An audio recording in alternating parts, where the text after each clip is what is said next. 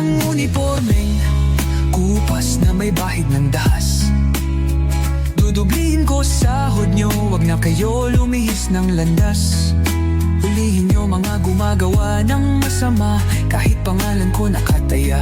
Akong bahala sa kaso nyo, basta kayo ang nasa tama. Pero ano ang isinukli?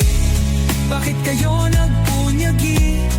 Pinakain nyo sa mga estranghero ang 80 na lolo'y parang may mali. Pagkatapos ay angat ang inyong moral na dating mabababa. Grabe ang isinukli, parang dumukot ng tae. Tapos nilagay sa kamay, sabay sampal sa kanyang mukha. Mahal ko ang Pilipinas, di ako papapi. Ipinanganak ako sa bayang mapagtimpi.